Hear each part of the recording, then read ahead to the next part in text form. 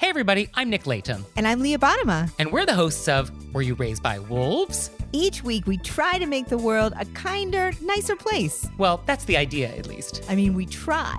Have you ever wondered what to do if you're ghosted? Or what to do when a friend asks you to borrow money? Or the proper way to eat Cheetos?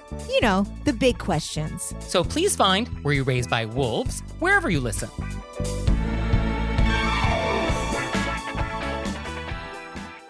This episode is brought to you by Brooklyn Botanic Garden, a stunning 52-acre garden in the heart of Brooklyn, open year-round. Learn more at bbg.org. You're listening to Heritage Radio Network. We're a member-supported podcast network broadcasting over 35 weekly shows live from Bushwick, Brooklyn. This year, we're celebrating 10 years of food radio. For the past decade, we've been taking you behind the scenes of farms, restaurants, breweries, school cafeterias, and more. It's been 10 years and we're just getting started. Find us at heritageradionetwork.org.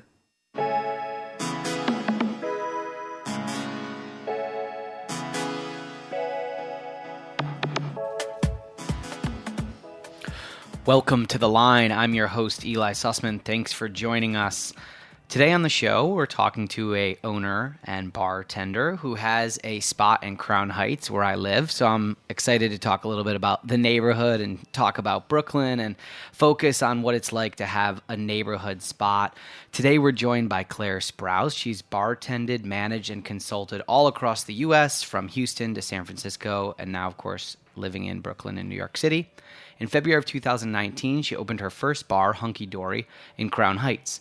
It focuses on cocktails made with a sustainability-focused approach, a passion of Claire's that she brings to her first project and has built her career on.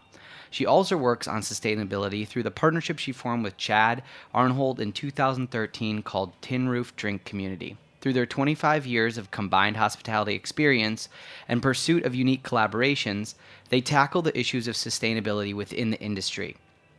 They've been leaders in this area for quite some time, and they were recognized with the industry's first ever Sustainable Spirit Award and the 2017 Golden Spirit Educator Award, both presented by Tales of the Cocktail. New York Magazine gave Hunky Dory an 82 out of 100, a really, really high score based on the way that they've reconfigured their reviews, and they said that it was a quirky and ambitious all-day cafe with a kitchen that scrambled eggs as well as its bar mixes cocktails. So today on the show, of course, we're going to be talking cocktails and sustainability, but we're also going to be talking about owning your first brick and mortar, laying basically all those bricks and mortar and tiles yourself, and of course, what it's like to be your own boss. Claire, welcome to the show. Hi, thank you for having me. So let's start off with your childhood. Where were you born? And what was it like in your house? Were you, was your family, did you have an entrepreneurial spirit, or was that something that you developed on your own? I was born on the border of Mexico and Texas in Eagle Pass, and then spent a considerable amount of my childhood in West Texas, so kind of in the middle of nowhere. Mm-hmm. My mother's from the Philippines. She came over as a nurse. My dad was going to school at UT Permian Basin, and so they were both really busy. There wasn't a home-cooked meal to come home to every night, so I had to fend for myself a lot of the time, and that involved, getting very creative with microwaves and learning the ins and outs of fast food nation, I suppose. So I was definitely a latchkey kid in the truest sense of the term. Not that my parents didn't want to cook. They were just, they were busy and kind of hustling in their own right. So I guess that's what has motivated me. It's been instilled in me to just be like a hard worker. The Permian Basin now, I'm reading a lot about how there's really like an oil explosion going on there. Tons of people moving there. There seems to be, it's sort of like they're calling it like the gold rush. There's an oil rush going on. Was that happening when you were a kid, or is that a newer development in the last couple years? A part of the state has always been built on oil. I guess the whole state is to a certain degree, but it wasn't, for me, it was all about high school football.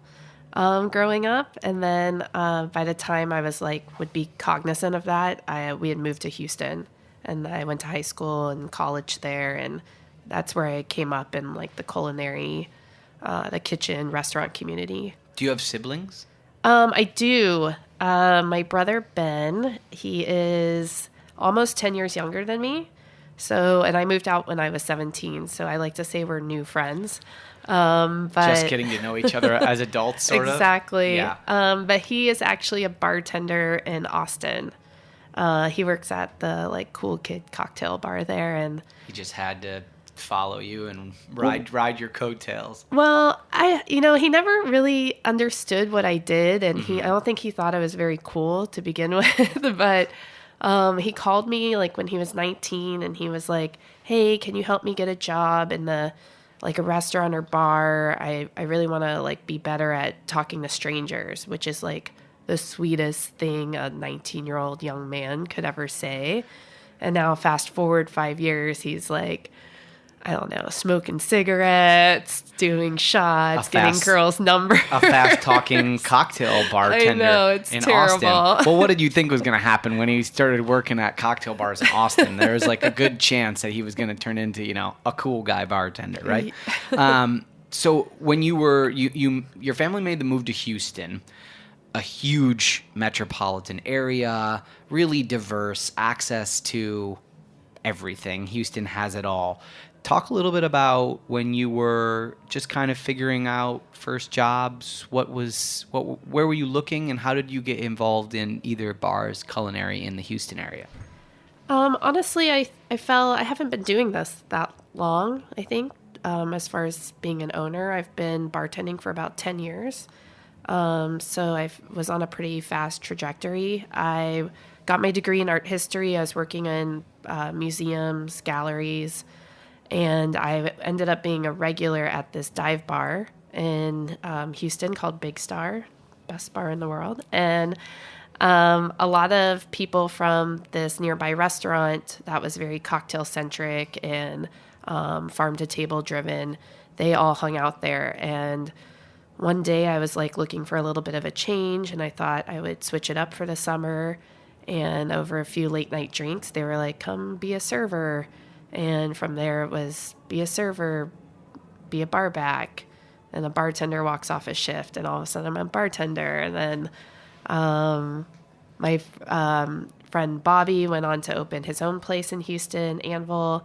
My friend Ryan had taken over the reins at the restaurant and then went on to open his own place, Grand Prize, and start building his empire. And all of a sudden I was the bar manager. And from there I just didn't stop. So you found something that you really enjoyed, and you decided to stick with it, but you had spent a good amount of time in school pursuing art history. You'd worked at a gallery. How'd that go over with your parents when you decided to sort of abandon a more normal job, I would say, working in the art world, although that can be risky and stressful in its own right. When you started pursuing working in bars, did you think that it would potentially be a career, and did you try to sell that to your parents or anything? I really didn't know where it would lead me. I've never been necessarily driven by long-term goals in that way. I knew that made me very happy, and it was very fulfilling.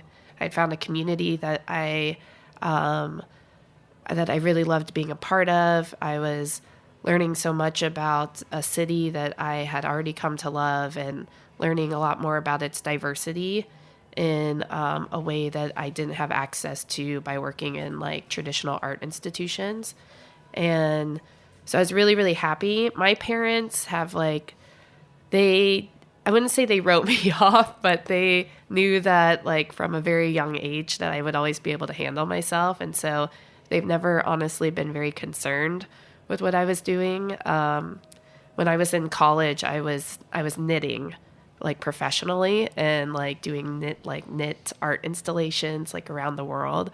And my parents were like, "Okay, honey, whatever you got to do, just call us if you need anything." And I don't call them very often. I know they're there, and that's always nice. I think all their money was on my brother, so they're probably like a little bit more disappointed with him than anything else. Let's not gloss over this knitting thing that you just dropped into the conversation. Talk a little bit more about what a knitting installation is, and when you say that you did it all over the world, does this mean that these were commissions? Were you like a working artist, or was it more like an aesthetic contribution to a gallery space? Like, was it a piece of art that you created and then sold, or something else?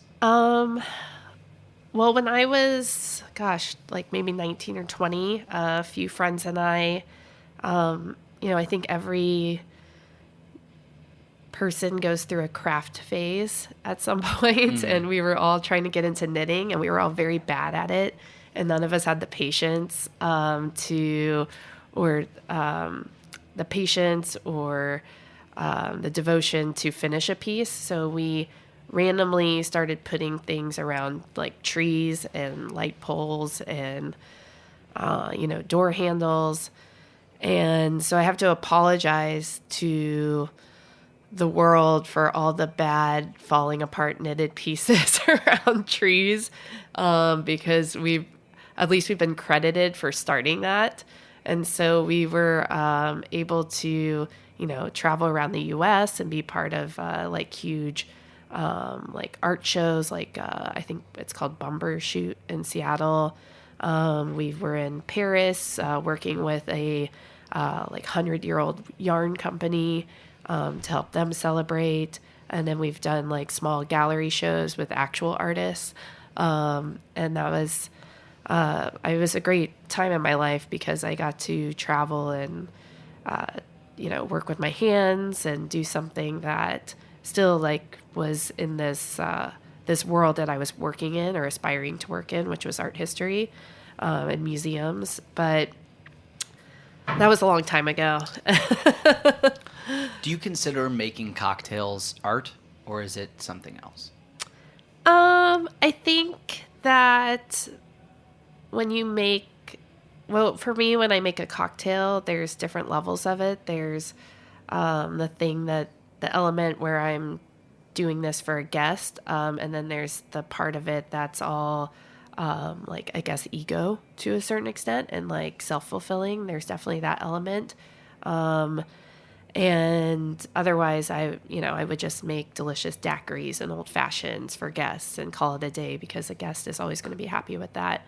But the part that drives me to create something new and to put different flavors together, that for me, I wouldn't necessarily call it art, but it's definitely in pursuit of something maybe a little bit higher than just delicious.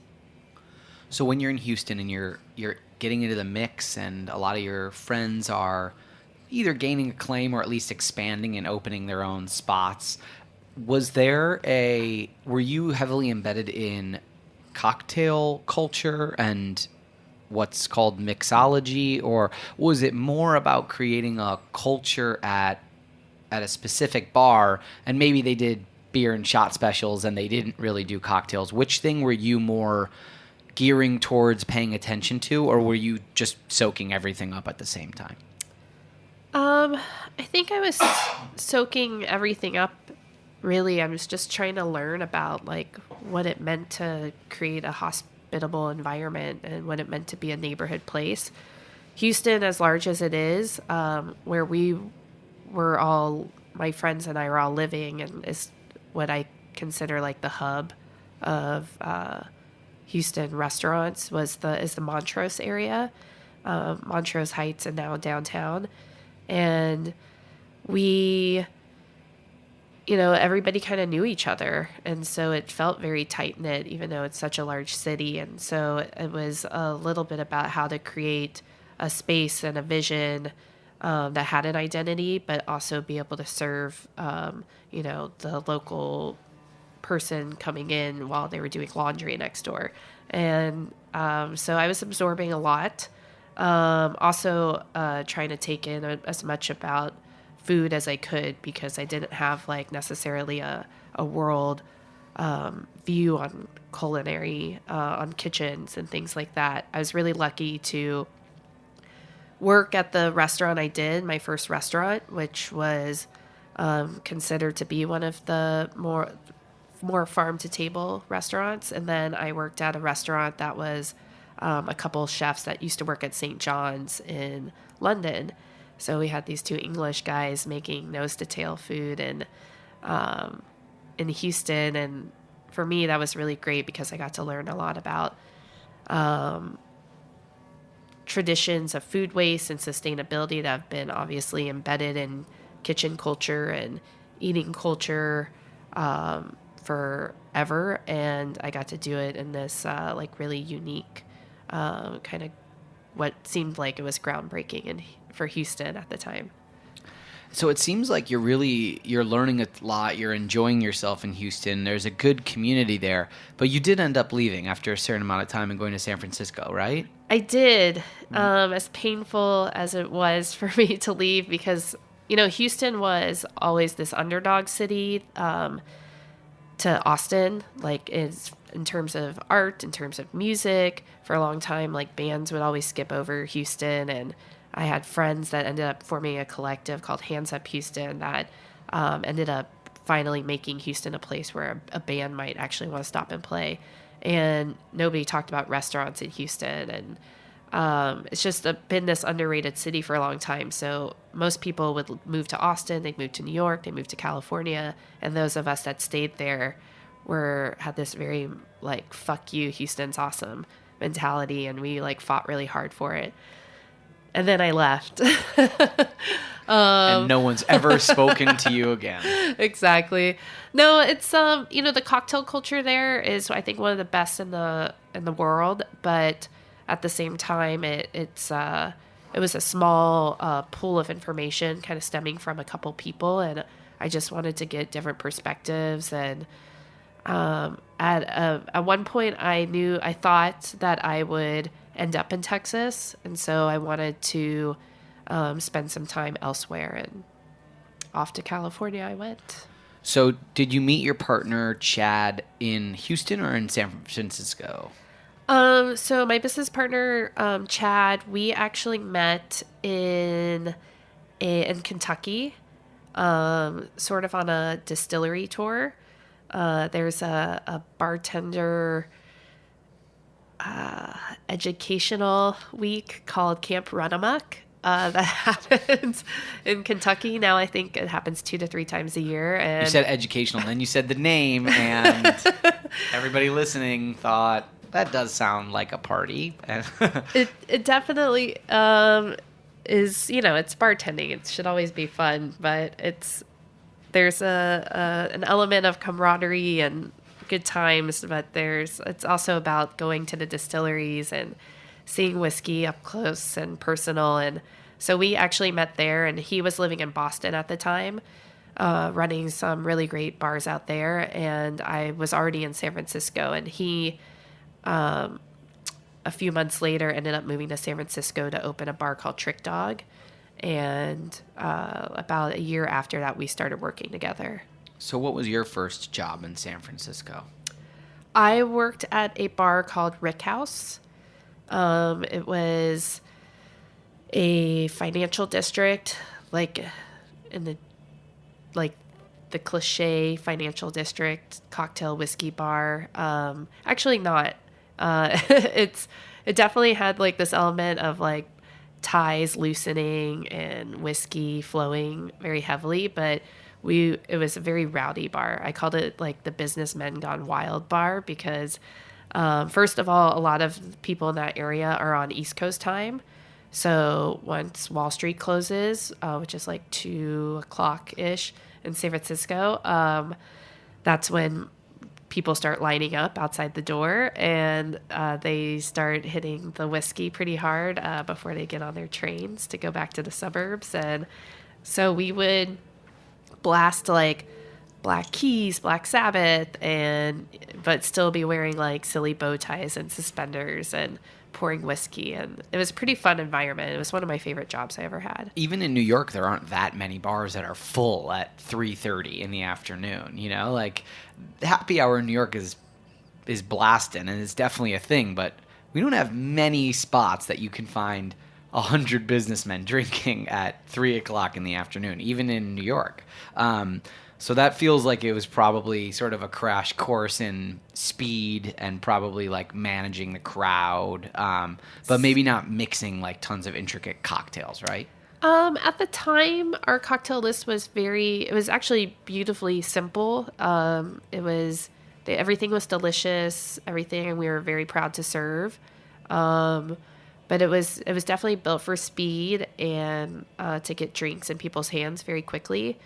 I certainly learned a lot about, serving an international crowd as well. It was a lot of tourists because we were very well known. Think like Dead Rabbit, I suppose, but not as fancy as of San Francisco. And so I was dealing with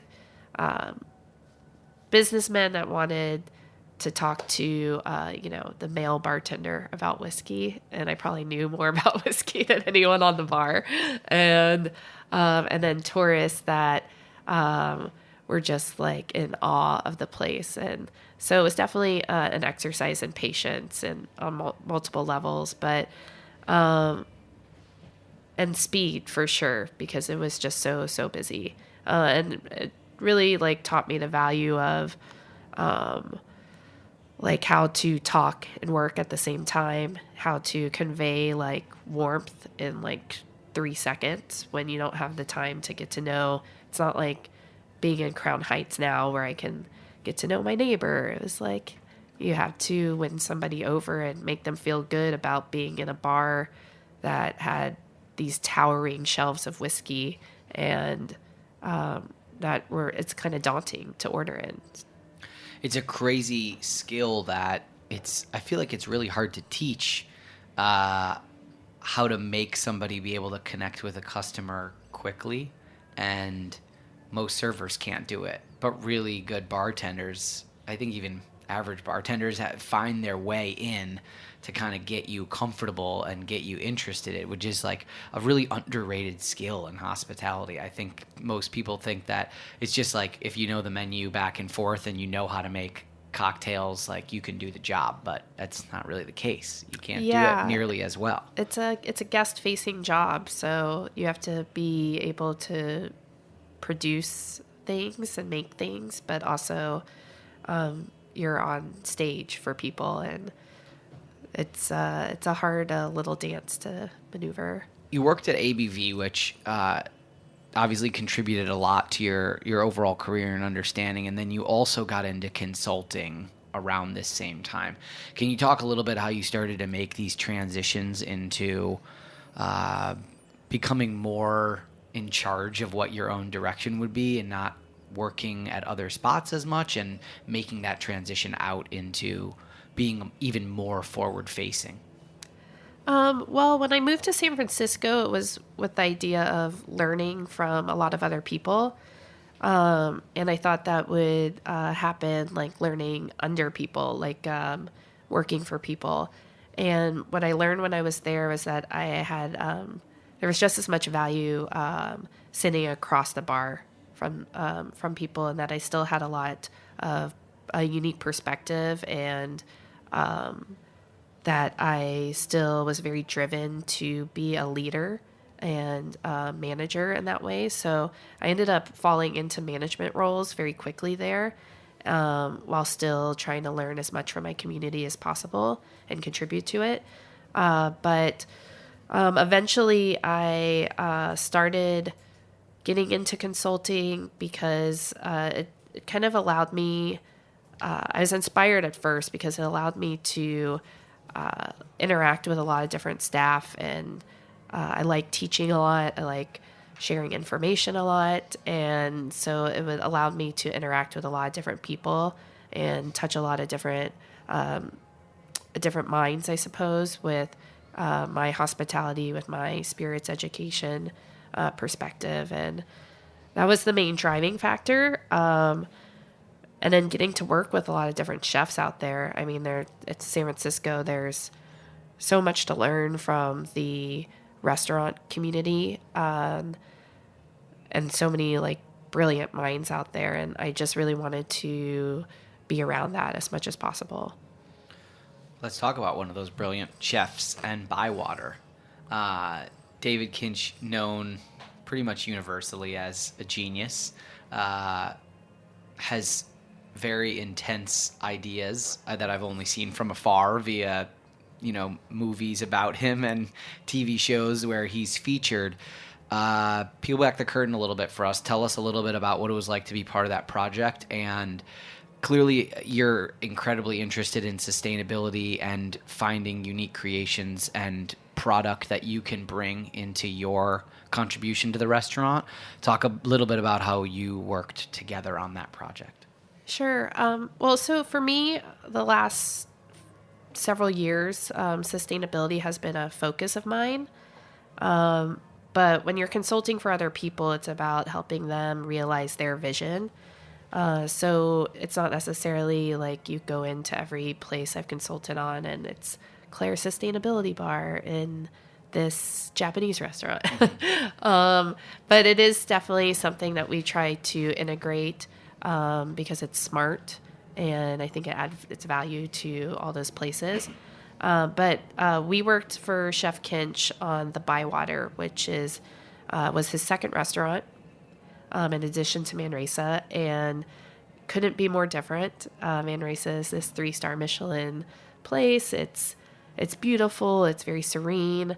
The Bywater is inspired by New Orleans, obviously, named after the neighborhood, the Bywater, and his time spent cooking there. And we had a daiquiri machine on the back bar, and there's po' boys and raw oysters, but done with just as much attention to quality and sourcing as I think he extends to Manresa as well. So it's a lot more casual. And working, at first I was like, oh my gosh, it's Chef Kinch. But he's just like the nicest. I mean, he's living the dream. He lives in Santa Cruz. He wakes up in the morning. He goes surfing. He grabs some tacos. He goes to Manresa. He'll stop by the Bywater and, visit the bakeries. And I'm like, you have like a very cool chef life. And he's just really relaxing and kind. And, when shit hits the fan, from my perspective, he takes the time to help understand why and to make everybody better. And it's great. I mean, he's just like a very relaxing soul to be around. And you were doing that project alone or with Chad? With Chad. As part of your consulting As company? part of Tin Roof. And it was great. We did our, Louisiana and New Orleans is very close to me. I consider myself not just a Texan, but a Gulf coaster.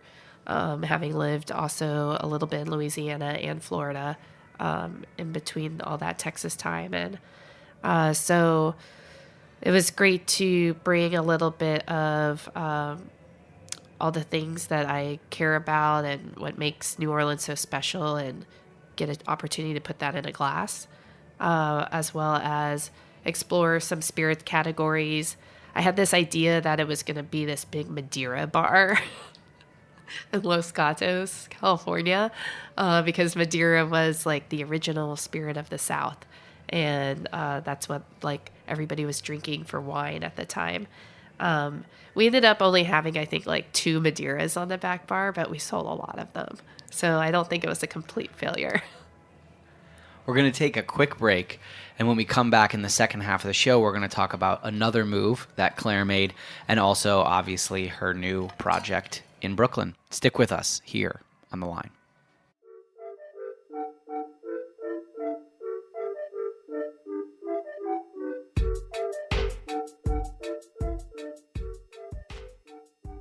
Are you enjoying this podcast?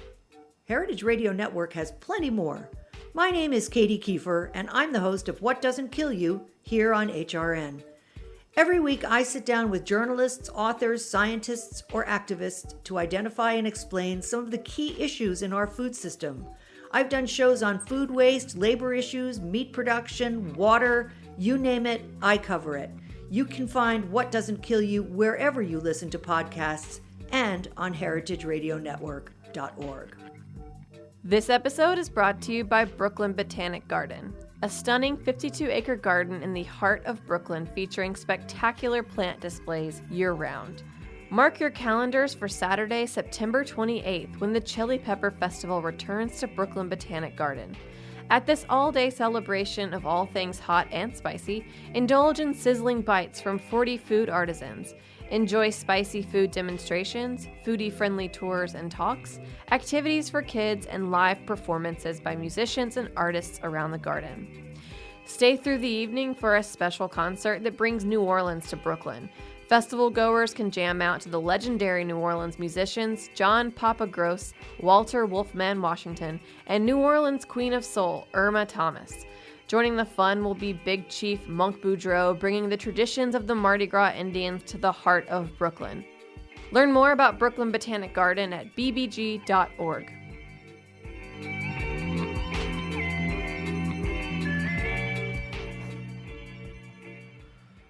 Welcome back to The Line. I'm your host, Eli Sussman. Today, I'm joined by Claire Sprouse. In the first half of the show, we were talking about growing up in Texas, kind of finding herself in Houston and finding her community there, and learning a ton, and also deciding that she wanted to learn more, and heading out to San Francisco and spending some time there. And the journey, of course, not over yet, because you decided to make your way to New York City.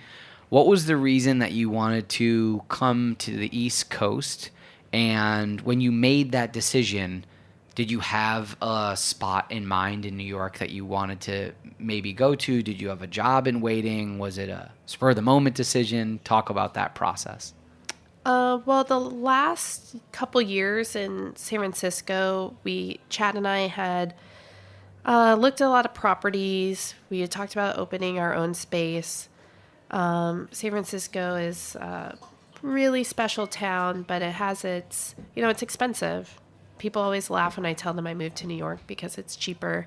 But it's true. It's expensive to live in. It's expensive to own a business in for a million reasons. And I just was just ready to make a new move. I knew that as far as living, I'd probably end up in Crown Heights.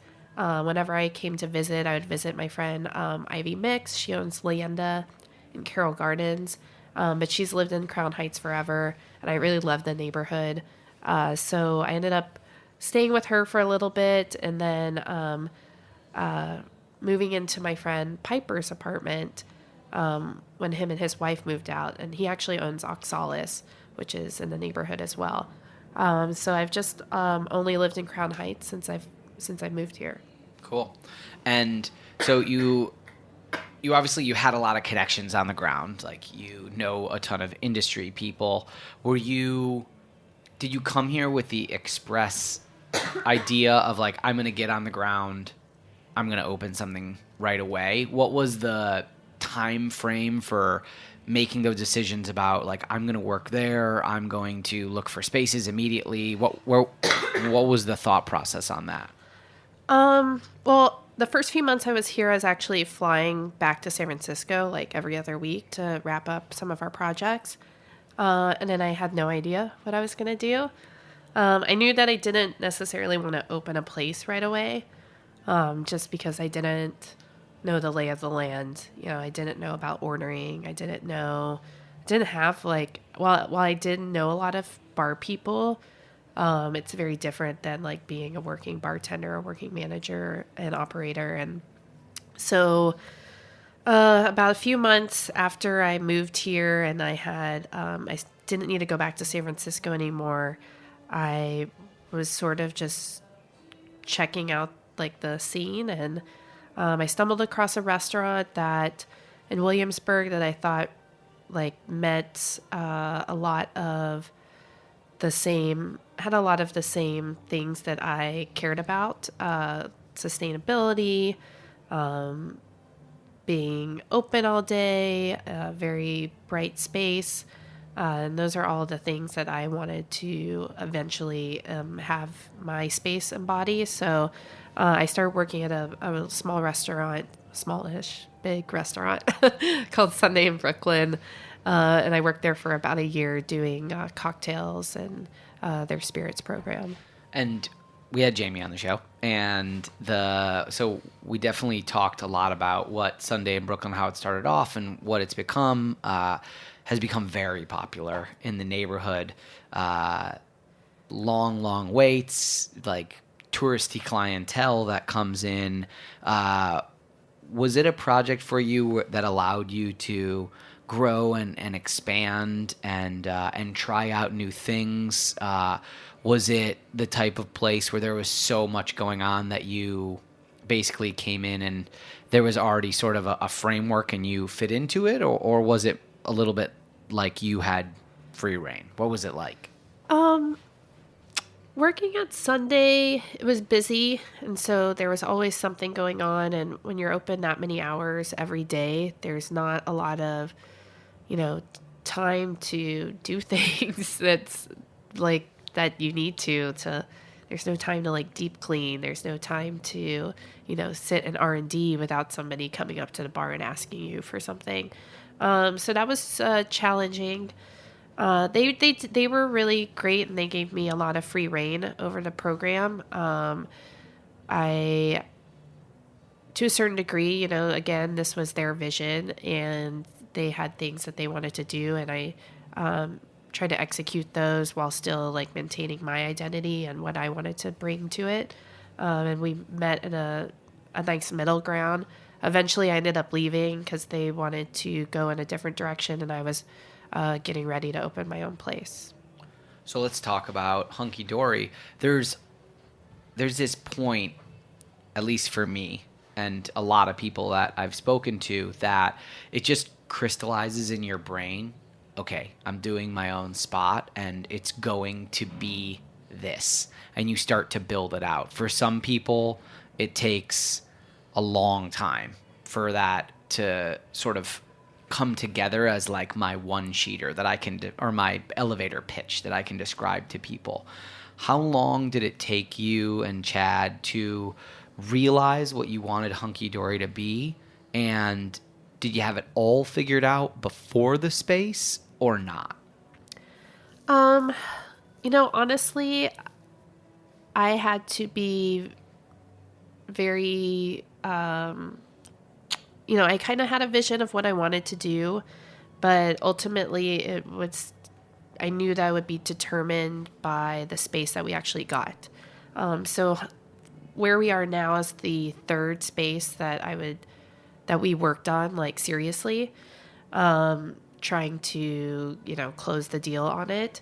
And the first space we looked at was in Williamsburg. We negotiated that deal for about 3 months, and it was significantly smaller.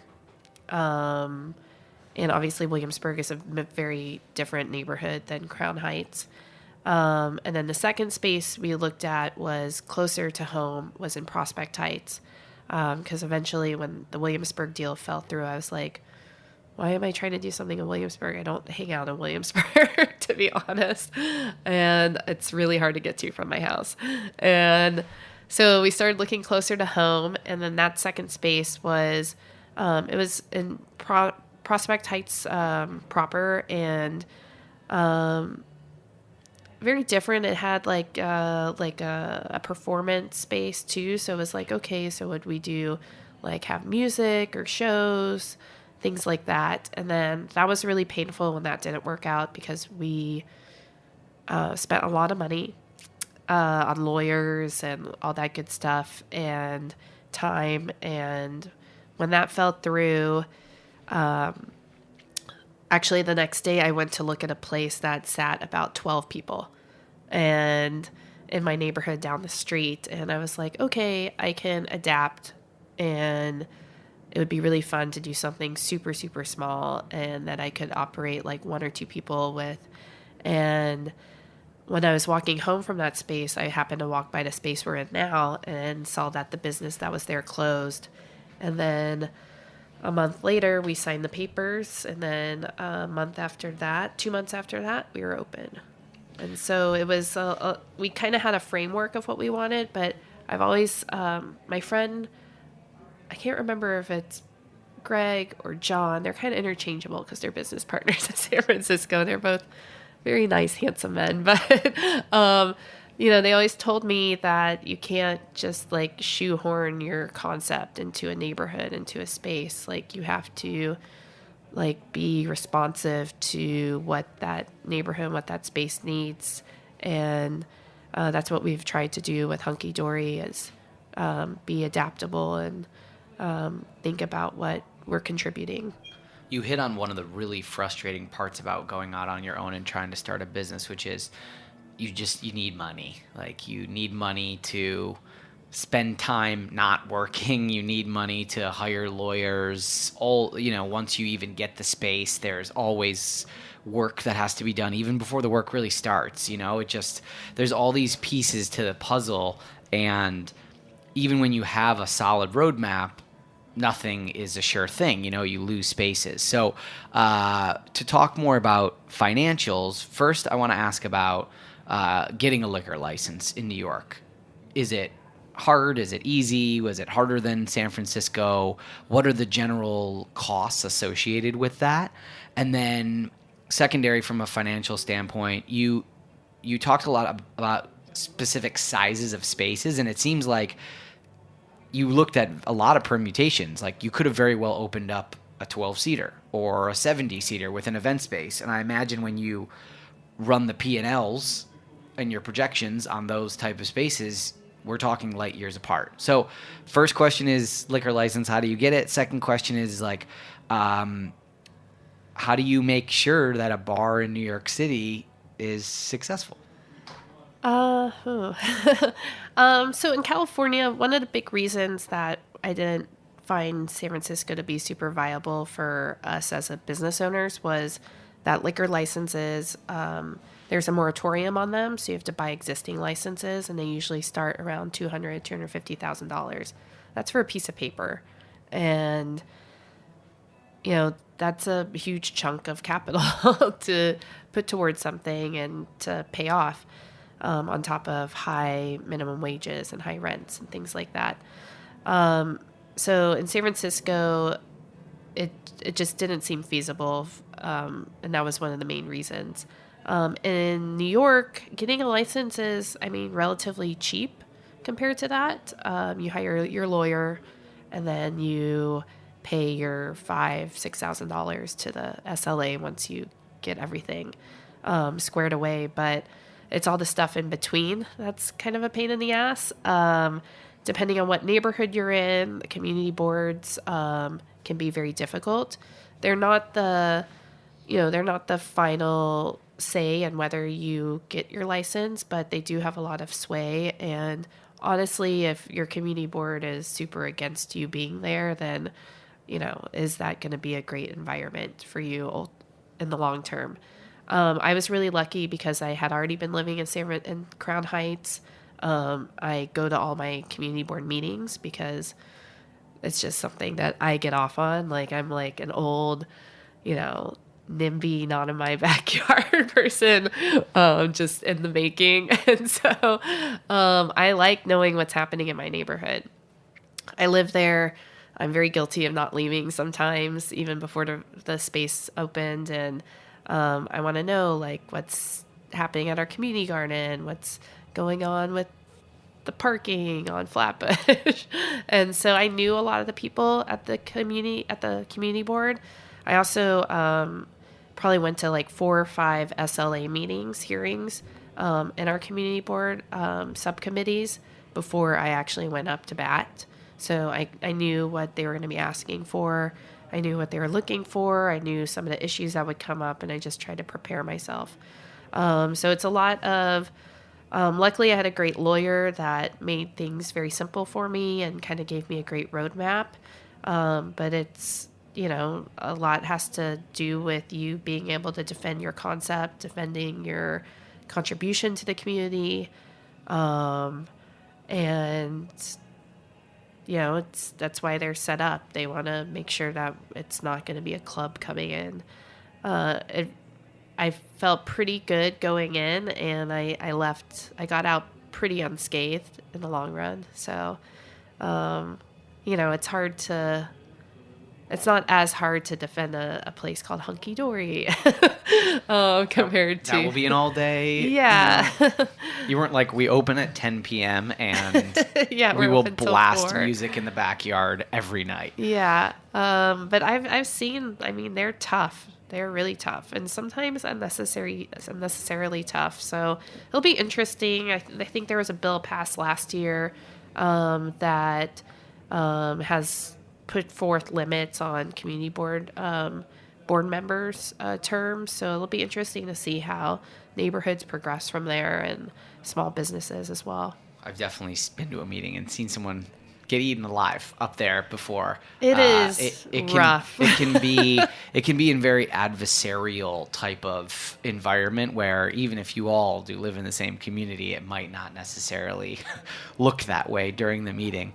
And so from a financial standpoint, I think most people will say that, even at a non-bar focused restaurant, alcohol helps carry you. It's extremely difficult to do a restaurant without alcohol.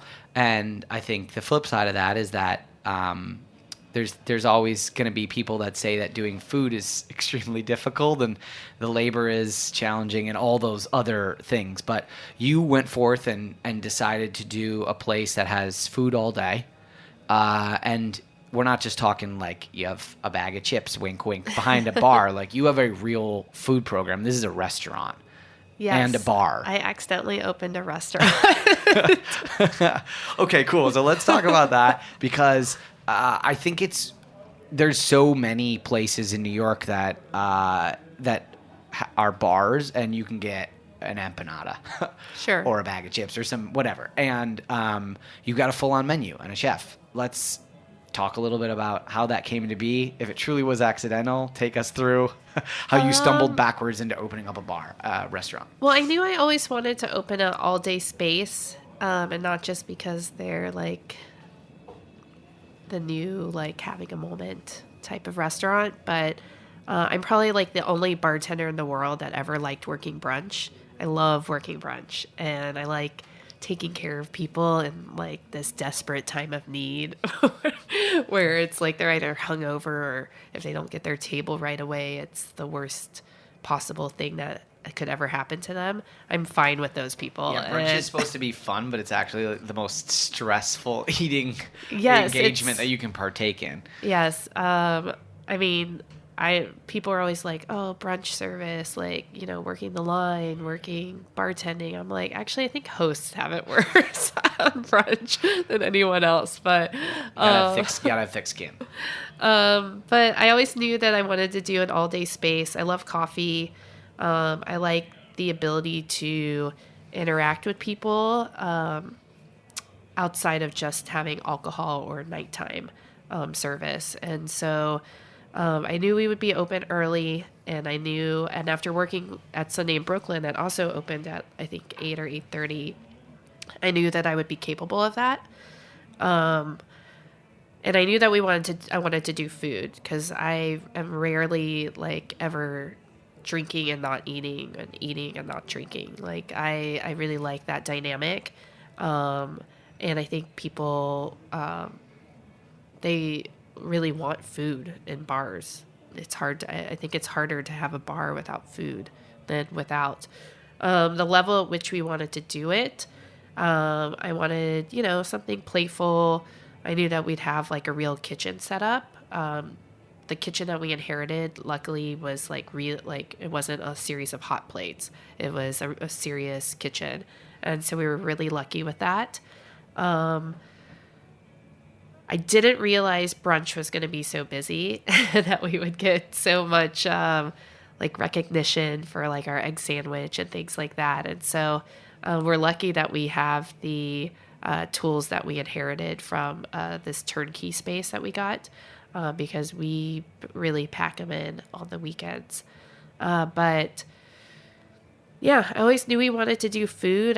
And honestly, I didn't know I would have a coffee shop / bar / restaurant. But to a certain degree, you have to accept what happens, what people use your space for. And most people are drinking and most people are eating at the same time. So it's great. So now that you do have this multifaceted, multifunctional space, you're the managing partner. What has been something that has been really challenging or surprising as you've made the transition from being a lot more focused on spirits and consulting and having like a specific zone of a restaurant be under your purview to the entire thing being yours to manage and run? We run pretty bare bones over there. I'm the managing partner. I'm the GM. I'm the head bartender, I guess, as far as like creativity goes. I'm the plumber, I'm the everything there. So I'm actually I have to apologize because I'm really stuffed up right now. I've had this cold for a week. One of the perks of ownership is that there's nobody that can cover you. And so, especially when you're such an integral part of service and operations. And so my sickness has lingered for a little bit longer than I would like. But, the ordering and staying organized those are the easy parts to me. Making cocktails and being creative, that comes naturally to me. Being responsible and for your staff and their well-being is something that I strive towards. But it's hard to have that many people under you, and not just front of house, but kitchen, and making sure that if the dishwasher doesn't show up, the only person that's going to step in is you or chef, and just having that weight on you is very taxing. It's emotionally and mentally taxing. And so that's something that has been a challenge to me, on top of all those other things. And then, things weirdly only break on Fridays. And so and when, the repair guy costs overtime to come out and fix. So all those secret little... Somebody told me that owning a bar or restaurant's a nickel and dime business. You're just trying to make money here and there, and it's a nickel and dime business on the other side. Money is all that bits of change, all those little deliveries. They all chip away at your net, and it's hard. So I've been learning a lot, and luckily, I have a pretty thick skin and a high capacity for work. I like to work. And I wish I was behind the bar more, but usually I end up being on the floor. That's my one, real, aw shucks. I really like bartending. I like, being free of all those other things and just doing the task at hand, which is making somebody happy and getting drinks out fast and doing the dance. And but now I have to do it with a million other things, and answering emails. Jeez, I get so many emails about reservations, and it's the area to submit your email request says, please make reservations on Resi. And I still get a million emails about reservations. And you're assuming that people will read anything, or the website, or any I get any it. information. I mean, it's a hard thing to complain about, people wanting to come in. That is a great problem to have. And because you're so forward facing, and obviously you're there all the time, and you have the ability to interact so much with your customers, that's got to be really rewarding. It's got to be really nice to be in a place that, you and Chad, you built it with your own hands. You were saying that you painted it and laid the tile, and you Yes. really did everything yourself on this first project, and that you were also saying that you were able to basically fundraise internally. Like you didn't have to go to outside folks in order to get the project open. We were, when I told Chad that I was really ready to do this and take the lead on this project, and I told him that I was going to fundraise. And at the time it happened that he was getting ready to sell his condo in Boston. He had bought a condo in Boston in Jamaica Plain in this little neighborhood way, way back in the day when there wasn't much going on. And now there's like a Whole Foods down the street. And so he was getting ready to sell his condo, and he's like, let's just, here's the amount of money we thought we were going to need. And we only went over by like 30,000, which I think is really good. Not bad. We didn't do any build out also. Like there's certainly some things to the space that I would have changed from the previous restaurant to ours structurally, but I didn't want to go through red tape. I wouldn't even know where to begin. You just don't have the time and the money if you have to get open, basically. Exactly. Yeah. And so that was, we ended up doing everything ourselves, and that money went fast. Wow. It is crazy how fast that money goes. Yeah, New York, not so cheap anymore. Yeah, no, it's definitely not. Especially, you'd be surprised in a neighborhood like Crown Heights. It's Franklin Avenue. Rents are high. Changing dramatically. Yeah, it's shocking how much the neighborhood is changing, and I've only been there a very short amount of time, and it's good. I mean, I hope it still retains its character. We try to price things to be an everyday space and not just a special occasion space, and hopefully price things that are in a way that's welcoming to everybody in the neighborhood. It's a quickly gentrifying neighborhood, and we don't have enough time to cover all that and what that entails, and opening up a restaurant and in a neighborhood where every week there's changes block to block. But it would be interesting to circle back, honestly, in a year and a half or so, when you've been open for a little while, and we can chat about what it's like to have opened up a neighborhood spot in a changing community, and what it's like to have become firmly embedded in that neighborhood. I want to thank you for coming here and sharing your story about your new spot. Let everybody know what the address is, what the hours are, where they can come and find you, because obviously you're there. I am there. We are in Crown Heights, Brooklyn, on Franklin Avenue at 747 Franklin. We're closed Tuesdays, and weekdays we're open 8 a.m. to 2 a.m. and weekends 9 a.m. to 2 a.m. And we do food all the way till 1 a.m., hard 1 a.m. Full menu until 1 a.m. Full menu. Yeah, which is super cool. Come in at 12:58 a.m. and you can still get food. Not many places do that. Maybe go in at 12:48 and don't make the kitchen pull their hair out. No, just kidding. Go in at 12:58. Order the full menu. Put them to the test. Go see Claire at her new restaurant. Thanks a lot for being here. Thank you. And thank you, everyone, for listening. Join us every Tuesday for new episodes of The Line at 11 a.m. here on Heritage Radio.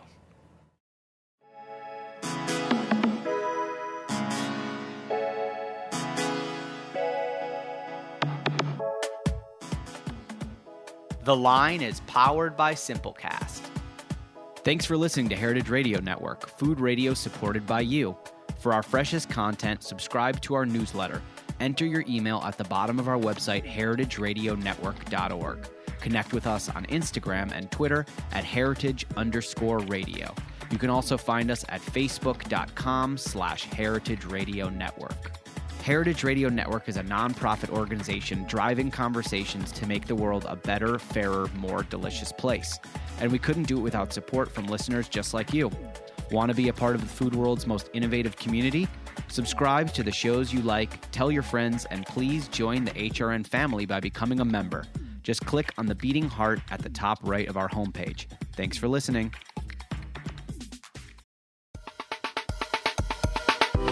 I want to tell you about a new podcast called Amuse News. Publishing multiple days a week, Amuse News is your source for food news, interviews from around the food world, and more. On the show, we'll be engaging with food storytellers, from chefs to advocates to people working in the field, and many more. Find Amuse News wherever you get your podcasts. Amuse News is a destination for everyone who's looking for a new, insightful look into the world of food.